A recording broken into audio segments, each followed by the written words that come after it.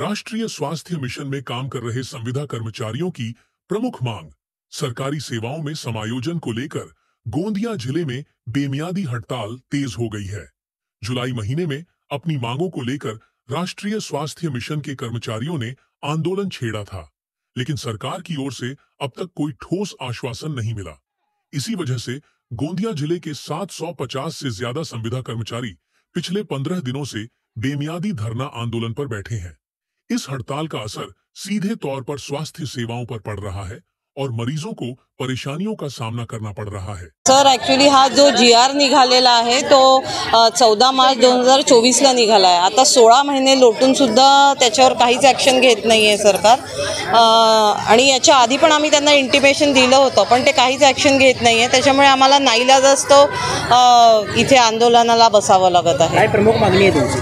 आमची प्रमुख मागणी आहे, आम्ही जे कॉन्ट्रॅक्च्युअल एम्प्लॉई आहे ते आम्हाला परमनंट करा। म्हणजे ज्यांचे 10 वर्ष झाले त्यांना परमनंट करण्यात यावं असं GR ऑलरेडी निघालेला आहे। त्याला 1.5 वर्षाच्या वर झालेला आहे।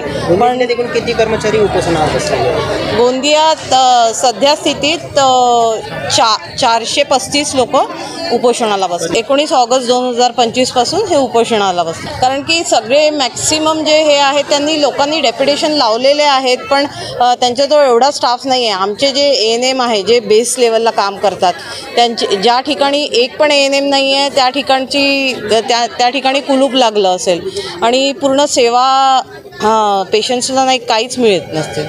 खरं म्हणजे यांनी जे आज उपोषण केलेले आहे बेमुदत, यांच्या मागण्या रास्त आहेत। शासन लेवलवरून ह्या मागण्या सोडवण्याचा आपण प्रामाणिकपणे प्रयत्न करणार आहे। उद्याला आरोग्यमंत्री आदरणीय आंबेडकर साहेब यांच्याशी चर्चा करून यांची बैठक लावून यांच्या जो काही विषय आहे, मागणी आहेत, ते आपण सूक्ष्मकोश लावण्याचा या ठिकाणी प्रयत्न करतो आहे।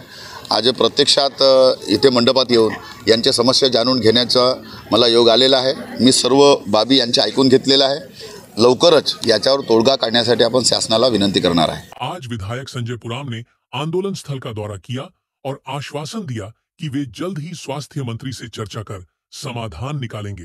हालांकि अगर जल्द कोई रास्ता नहीं निकला तो आने वाले दिनों में स्वास्थ्य व्यवस्था पर इसका गंभीर असर देखने को मिलेगा।